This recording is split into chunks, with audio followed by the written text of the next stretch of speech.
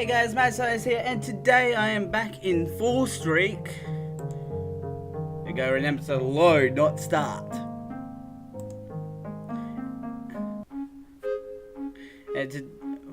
Today we're in the bakery at the moment.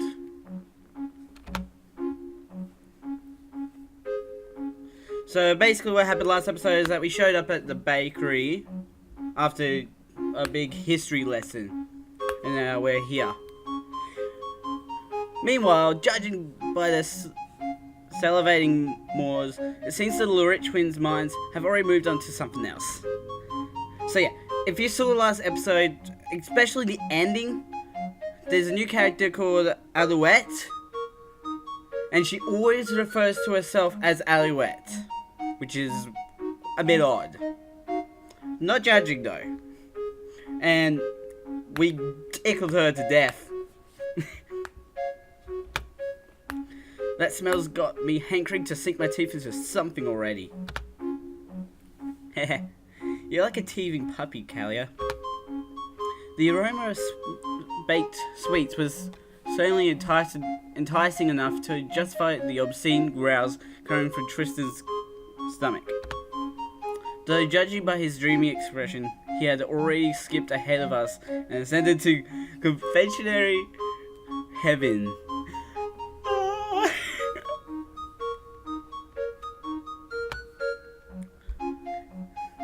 Looks like my valuable taste testers are finally here. With a thunderous entrance, the person we've been waiting for emerges from deeper within the building. The owner and principal baker of this establishment, Mr. Morella. Is that supposed to be a joke on mozzarella or something like that? He was a heartily built man whose laughter made buildings tremble in their foundation. It was something of a routine for us to taste samples whenever he came up with a new recipe. Hence why we were here today. Well, that sounds fun. Been tinkering with the nitty-gritties of this batch for a while now. Come, you'll be the first to try it out. The big man smiles jovially as he brings out a tray of cake and portions it out with a knife that seems comically small in his massive paws. While free treats wasn't anything to sneeze at, the most rewarding part for me was how Mr. Morella used our feedback to push the limits of his work. It's fun being part of the process of iteration and refinement behind creating a new dish. Strawberry and lychee cake is the name of the game this time round. Strawberry and I've never had lychee.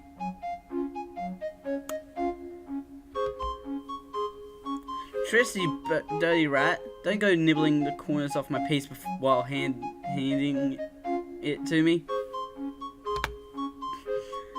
Kalia berates Tris noisily as she smears crumbs all over her nose and cheeks.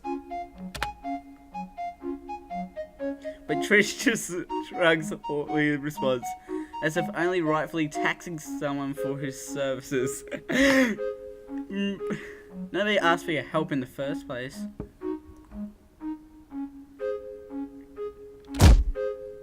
Oh, with a ferocious lunge, Kalia knees her supposed benefactor in the gut, causing him to spew his mouthful all over Lorena's nearby figure. Why me again? Lorena is just like the one for punishment. It's all over Lorena. Look what you did, you dimwit. There are better ways to tell a girl you like them, Tris. Mr. Morella guffaws at the lively scene as Alouette and I pick pieces of cake out of Lorena's hair before remorselessly custowing Tristan? What the hell is that word? Collateral damage. That's why my Sakirin.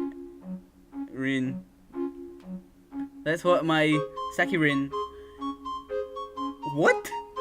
would have called it if she were here. Sekirin was Mr. Morella's cutesy way of referring to his wife, which never ceases to amuse me considering how powerful and influential she is.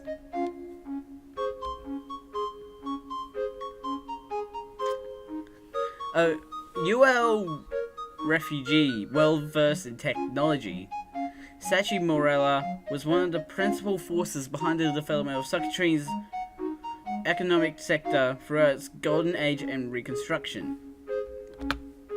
Her union with Mr. Morella had been a celebrated moment in history, marking the first time a native of Sakatrin and UL refugee were joined in matrimony. Man, it's hard to talk for some reason. I haven't seen Saki.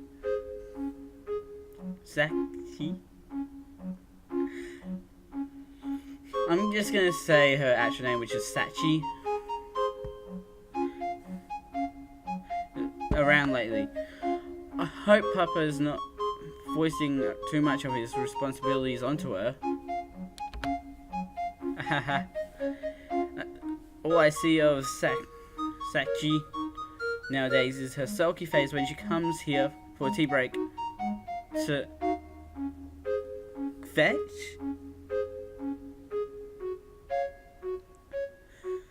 What are the words?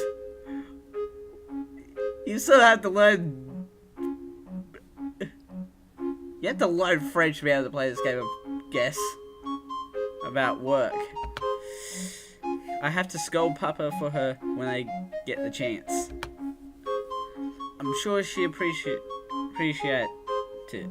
Chow aid.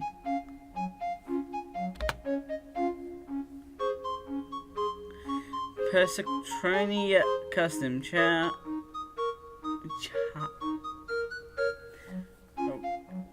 Whatever that word is, was a polite term used in conjunction with a shortened form of the name to address children. Though it's considered endearing, family members and friends rarely use it since it's somewhat formal.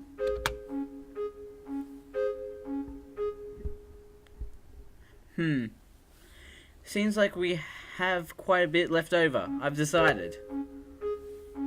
Lorena, take the rest home and make sure those little ones nuff it down to something good. Are you sure I can really take all this? They don't get to eat sweets too often, do they? It's a cardinal sin for kids to not have any sweets. Giving Lorena no leeway to decide, Mr. Morella packages up the remaining cake and thrusts it into her hands. You're always looking after those orphans as if they were your own children. It's like you're their mum. Mummy Lorena. No, it's nothing like that. If anything, I'm more like their fussy big sister. Make sure they eat up and get nice and plump. Thank you, Mr. Morella. Well, I guess a bite or two on the way back wouldn't hurt anyone. Nom nom. I'm struck by an ominous premonition as Lorena idly chips away at the cake entrusted to her. Optimistic estimates project only a handful of crumbs surviving the journey home. Perhaps a dab of frosting if we're feeling generous. So what's the verdict of this trial, children? Mr. Morella's eyes glitter in anticipation at what we have to say. Having carefully considered the dessert for a while now, I open my mouth to give my evaluation. Contrasting the floral, honeyed flavour of lychee, it has that sort of flavour, with the tartness of strawberry is a pretty neat idea. I'm not so sure about the execution though. The consistency of the cake is sort of heavy. I don't think that's the direction you want to take this type of dish though. Instead of a pound cake like crumb, I think a looser and fluffier texture will help showcase the lychee's strengths better. I'm really fond of how you use the strawberries though. They're like little acerbic checkpoints that reset your taste buds to keep the sweet parts fresh and free from staleness. Overall, I say it's tasty and has lots of potential. Damn, Aid, you should really consider being a cake taster, like an official one.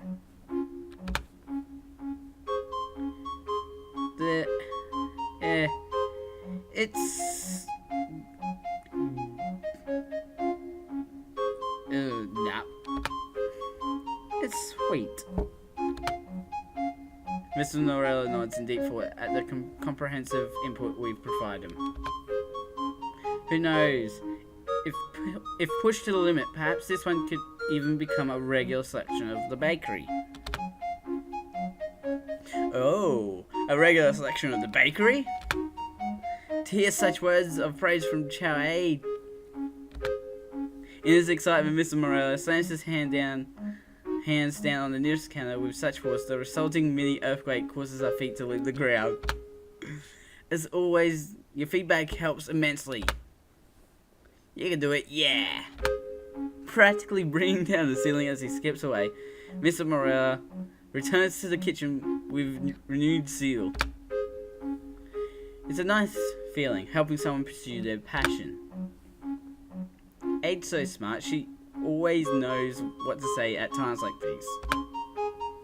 these. Aid knows so many big words. That's because she inhales books like some sort of brain slug. What cheek. That reminds me. Pretending to have business elsewhere, I slip past Kalia and jump her.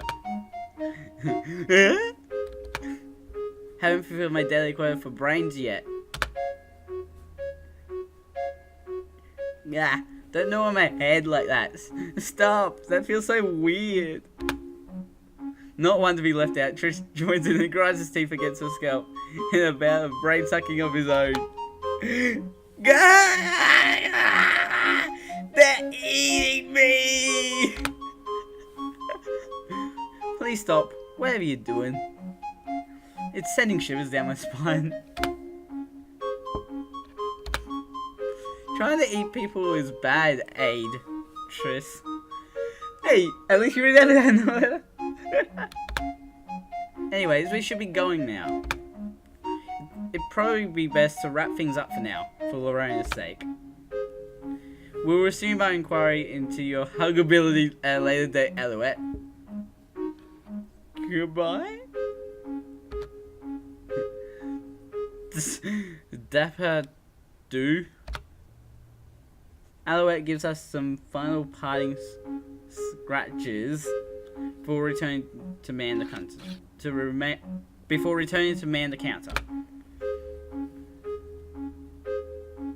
I can't believe. Just hold up though.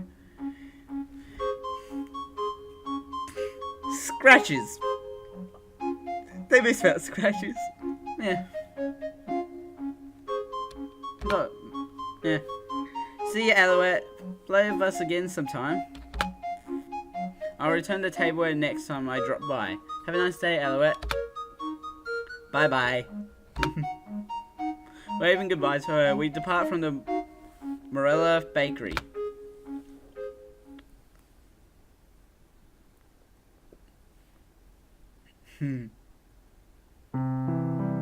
After going our separate ways with Lorena and the Loritz at the stream's bend, Noletta and I spot two figures in the distance as we near the Rue cabin. Who is Bressel and Mr. Demalua, Papa's proverbial right hand. As they draw near, I take note of a big pot in Bressel's hands. Bressel, I'm back. What's in the pot? It's empty. It's not. Huh? How did you know? Who would lug an empty pot around like that, Brestle?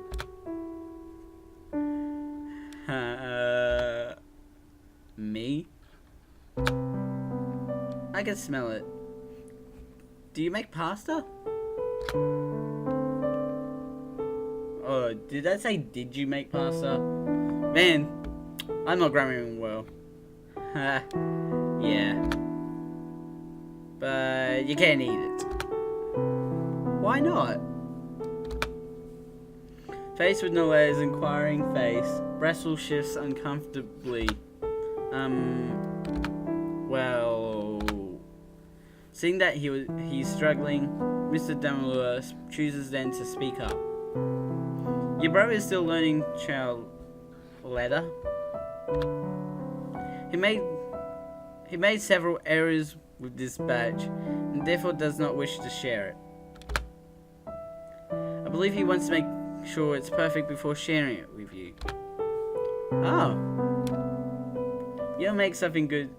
You'll make something as good as Mr. Demalua? Yeah, it might take a while, but look forward to it. Okay, I'll wait for you. These two have such a cute relationship. It makes me a bit jealous.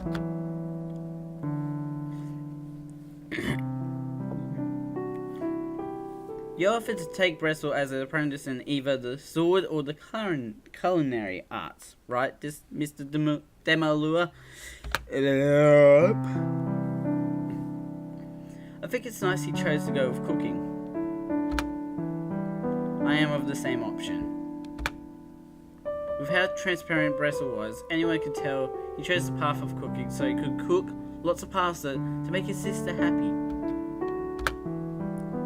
I hope he branches out eventually. Noletta really needs to start eating her veggies. By the way, Mr. Demalua, why do ULs even use swords in the first place?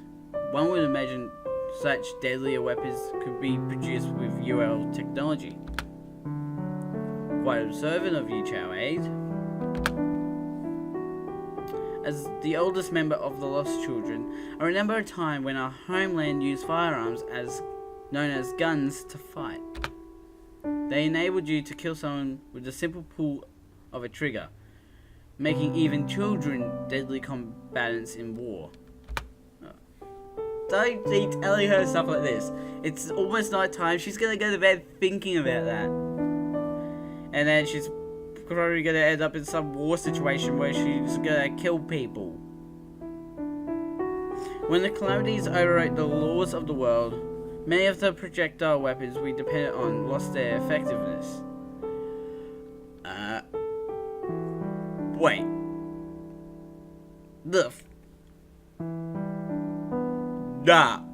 Nah. Logic, just nah. However, that did not end our wars. Our homeland simply took up the sword to continue its bloodshed. Do not be mistaken though, UL arms and armor are produced from state-of-the-art technology. Our weapon theory has been... Our weapon theory? That's just a theory! A weapon theory! Thanks for watching. I had to do that. Has been forged in the flames of countless wars. A weapon theory. For example, the Lost Children's signature weapon, the Reaper Blade. The Reaper Blade. Oh, that sounds awesome. I'm guessing it's a scythe. A particular double-edged, curved sword that allowed the user to deliver crippling low-lying cuts from unconventional angles. Is it a scythe? Because I love scythes. Alongside sniper rifles and bow and arrows. Oh yeah, this came up in class, but how do you know what the Florin Master's name was? Wait, what? I feel like I missed something. Ah. master's name? Mr. Damalua makes a difficult expression at my question. She didn't have one. Huh? I was like most people in the war, someone who was dropped into the battlefield. But Master was different. She was born on the battlefield. The closest thing she had to a name was her call sign. I see. Names don't seem like the hottest trend in the unknown lands. A name is something that should be treasured. I have come to understand that after serving under one who has never known that simple blessing. Something we take for granted. Something we should take for granted. Yet it could not be said everyone possessed that small ordinary treasure. In any case, the young master will not be returned tonight, Chow, so allow me to prepare your dinner for today. Huh? Leave me all by my lonesome again? What an awful papa. On the contrary, it is because the young master is thinking of you that he sent me here. I do have some business to attend to beforehand though, so I shall be taking my leave for now. With that, Mr. Demelor melts into the shadows of sunset, leaving the three of us behind. You can go ahead and play with Aid and Oleta. I'm tired, so I'm going to go in and rest.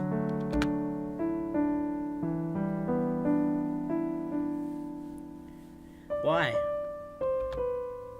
You'll get lonely.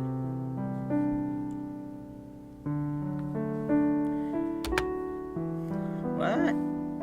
No, I won't. You will. No. You will. Oh. Why don't you play with us too, Brestle? Then no one will be lonely. But I need to find out why I messed this batch up. Mr. Danilua said I had to figure it out. Is that so? Let's do that together then. I'm pretty good at critiquing food, you know. Ugh. Okay. AIDS critiquing is scary though. Don't worry, if you cry for over 10 minutes, I'll stop. Why only if it's more than 10 minutes? Having persuaded Wrestle, the three of us set off towards my house. It must be nice having a big brother that looks after you, no letter. Wrestle looks after me? Noella makes a mystified expression as if I just claimed pigs were flying through the sky.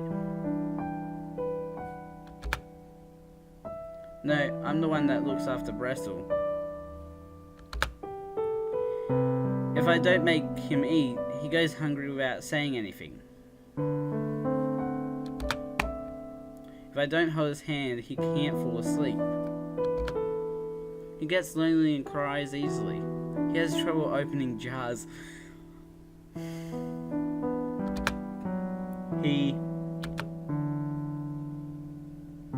Noletta, what are you telling Aid? Self-voicing disabled. Whoops. That was I accidentally pressed V. Don't worry, I already know most of these things. Ugh. That's not all. Noletta always chases away anyone that bullies Wrestle. Isn't that right, big bro Wrestle? I tease Wrestle in a sing-songy voice, causing him to pucker up like a sad puppy. Are you bullying Wrestle right now, eh?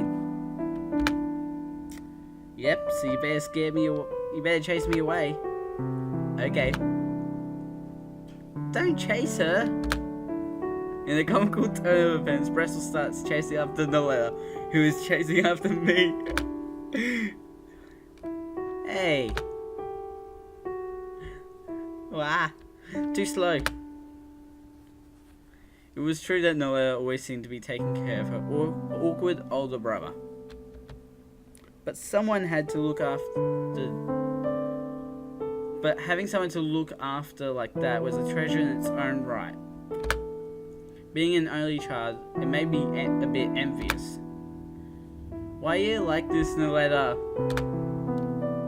It was a peaceful scene, being pursued by a pair of silly siblings beneath the evening sun. This ordinary daily life, full of tiny miracles. The hope that tomorrow will just be as golden is what allows me to accept today must end. Golden like the dream!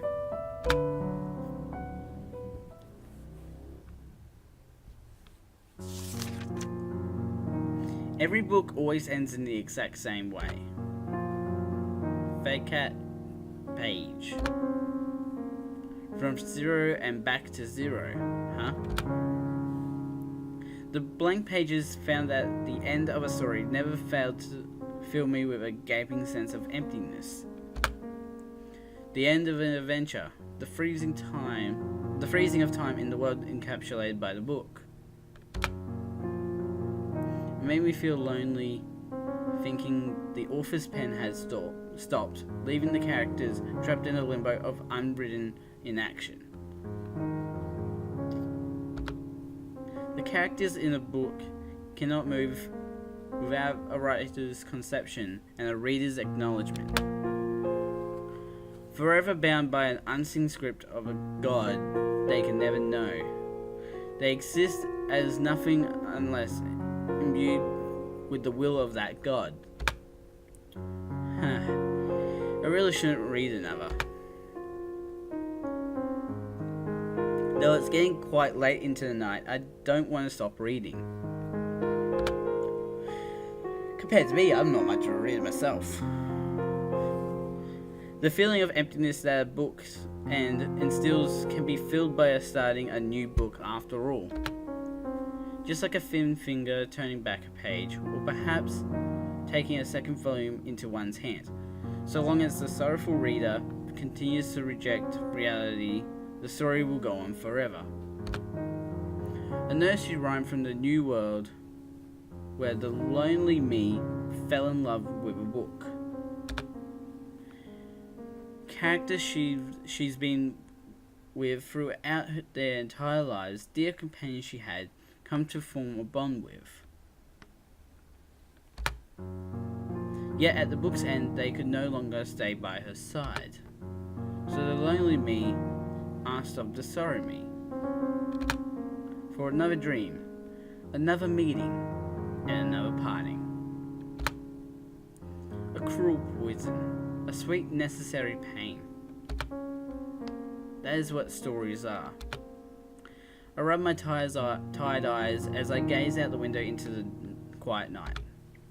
The illuminating warmth of the sun had faded long ago, draping the land in an uncertain darkness. Everything is cozier in candlelight. When the real world goes fuzzy, the world on the page grows sharper. Nothing eases poison down the throat better than emptiness. We don't need to talk about poison here, Annalise. Annalise, yeah.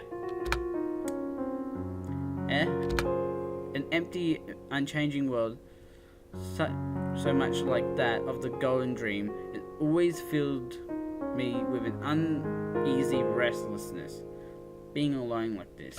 Now it was many hours later, and I was still up in my mother's room. That's right.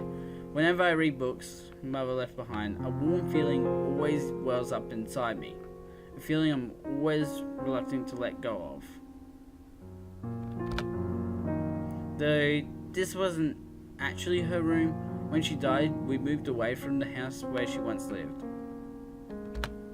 This room merely holds all the books that once belonged to her. Papa had brought them along, not wanting to leave them behind to gather dust in the old house.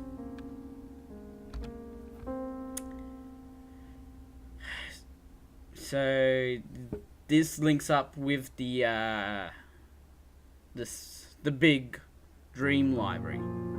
The Golden Dreams archive dwarfed it, but lacked the soul that laid in Mother's private collection. Pages that carried a distinct scent, vines worn by the passage of time. Within the wrinkled sheets, there lay a certain feeling, a wistful kind of despair, one that denied a reality that was far too cruel. Hey, Mother. The lonely me. That person was you, wasn't it? I've always wanted to ask about her. What? Self-voicing disabled. Did it again. But whenever I do, it hurts Papa. With a pained expression, he would go silent and look down as if gazing at words too shattered to pick off the ground. All I knew was that the day we commemorated her death was the same as my birthday. Nah. My 10th birthday coincides with the 10th anniversary of that. Nah. Come on. Come on. No.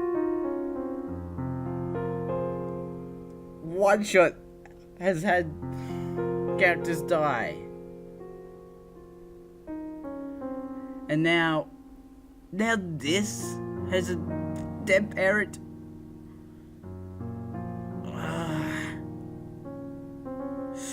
Why? Why are the good stories always gonna have a parent death in it?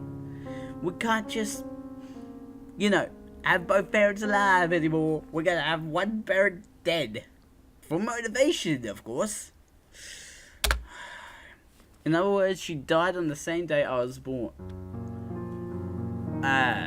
Okay. Yeah. Not that hard to interpret.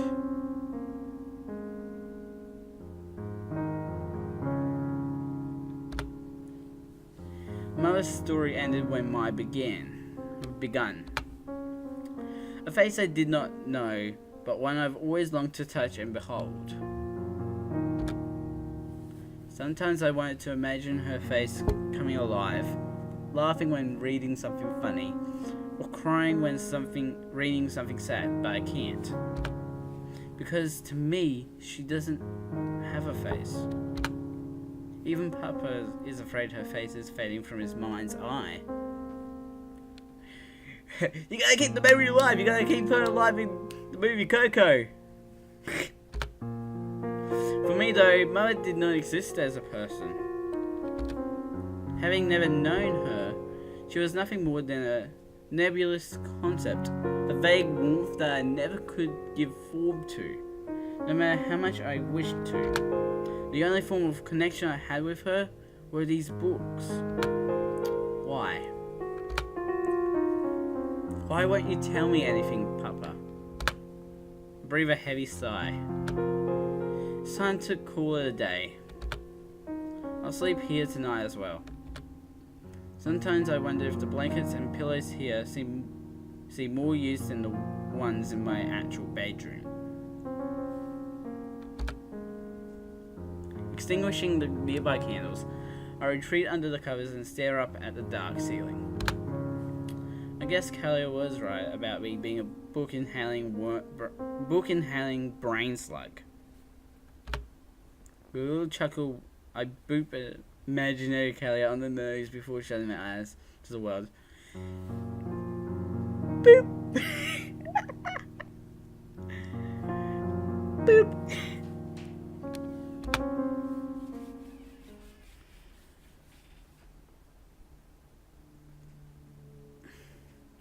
A certain restlessness always pervades the air the day of school before the weekend.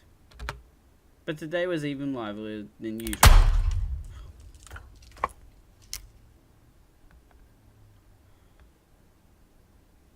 What was that sound?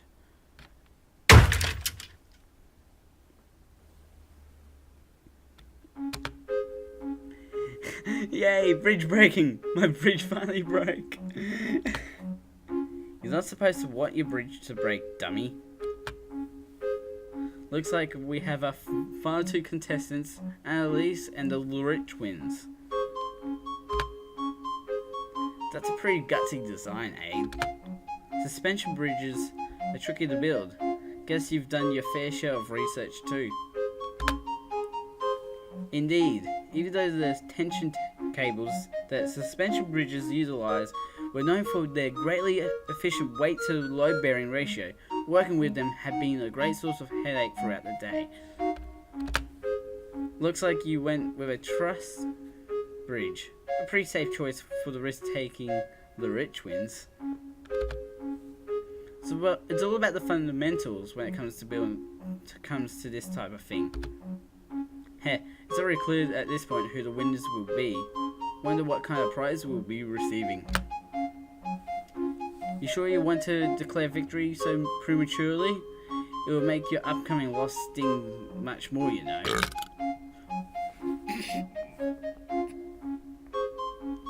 Just as the two of us square off and start laying down the trash talk, Trish suddenly belches loudly, completely ruining the mood. Oh, Trish. Could you be any more uncool? In the final stage, we simultaneously add weights to each bridge at regular intervals until we get to the last bridge standing. Are the finalists ready? The class cheers as the promised time arrives at last. Let's do this. Me and Trish will be the ones taking home the win today. The only thing you'll be taking home is the remnants of your trust. Who will be the ones to claim today's special prize? Will it be the plucky Lurich twins or the cunning Annalise? Well, I'm going to leave that to the next video for you to find out. Links to my YouTube page and my Twitter page will be down below, along with a link to Amino. Don't forget to subscribe and don't forget your bell so you know when the next video comes out. And leave a like if you love visual novels. Mad Scientist, out.